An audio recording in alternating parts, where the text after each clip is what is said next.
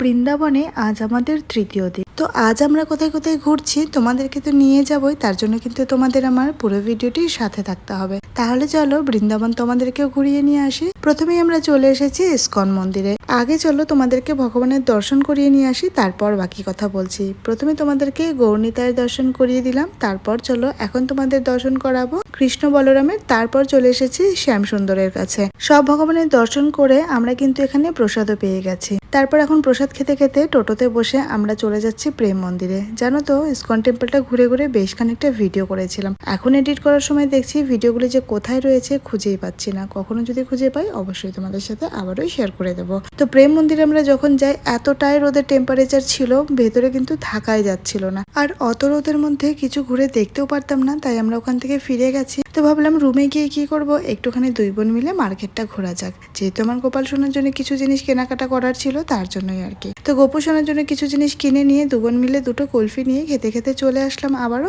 আমরা যেখানে স্টে করেছি তার অপোজিটেই রয়েছে গৌরী গোপাল আশ্রম। এনাকে তোমরা নিশ্চয়ই সকলেই চিনো, আর নতুন করে আমার কিছু বলার নেই। তো আমার ইচ্ছে ছিল প্রেমানন্দ মহারাজজিকে সামনে থেকে একবার হলেও দর্শন করার। তেনার দর্শন তো আমরা পাইনি, কিন্তু এনার দর্শন করেও আমি অনেকটাই হ্যাপি। তারপর সেখান থেকে বেরিয়ে আমরা লাঞ্চ করে রুমে গিয়ে বেশ কিছুক্ষণ রেস্ট নেওয়ার পর রোদটা যখন কমে যায় আমরা বিকেল 5টা থেকে 5:30 নাগাদ চলে যাই প্রেম মন্দিরে। তো এখন এখানে গিয়ে আমরা বেশ কিছু রিলস ভিডিও বানিয়েছিলাম, তোমরা সকলেই দেখেছো। অন্যান্য জায়গায় কিন্তু ভিডিও করতে বারণ করলেও ফোন দিয়ে কিন্তু এখানে ভিডিও করতে দিচ্ছিল, কিন্তু ক্যামেরা কোথাও অ্যালাউ ছিল না বৃন্দাবনে। তো এই যে আমাদের কালিয়ানাগ, তার উপরে আমাদের নটখট শ্রীকৃষ্ণ ওই যে নাচ করছে, তোমরা সকলেই দেখতে পাচ্ছ। চলো তোমাদেরকে আরো বাকি জিনিসগুলো ঘুরিয়ে দেখাই। তো প্রেম মন্দিরে জানো তো লাইট গুলো জ্বলার পর এতটাই ভালো লাগছে যে তোমাদেরকে কি বলবো, যখন লাইটের কালার গুলো চেঞ্জ হচ্ছে তখন আরো বেশি ভালো লাগছে। তোমরা দেখে বুঝতেই পারছো এতক্ষণে নিশ্চয়ই ভিড় কতটা পরিমাণে রয়েছে প্রেম মন্দিরে। এই সন্ধেবেলাটাই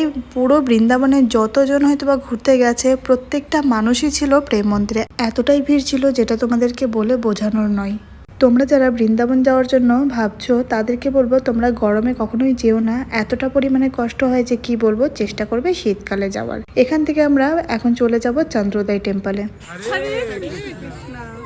এই মন্দিরে আসতে প্রেম মন্দির থেকে 10 থেকে 15 মিনিট লাগে। অনেকে হয়তো এই মন্দিরের ব্যাপারে জানে, অনেকে হয়তো জানেও না। বৃন্দাবনে যারা যায় খুব কম লোকই মনে হয় এখানে যায়, তবে খুবই শান্তির একটা জায়গা। আমার তো বেশ ভালো লেগেছে এই চন্দ্রোদয় মন্দিরে গিয়ে। আজকের মতো আমরা এতটাই ঘুরেছি, আবার কাল সকালবেলায় বেরিয়ে যাব আগ্রা যাওয়ার জন্য। বৃন্দাবনে আমরা 3 দিনই ছিলাম। তোমরা যারা এই ভিডিওটি দেখছো তারা কে কে বৃন্দাবনে গেছো কমেন্টে জানিও, আর যাদের যাওয়ার ইচ্ছে রয়েছে তারাও জানিও। আমার তো ইচ্ছে আবারও বৃন্দাবন যাওয়ার।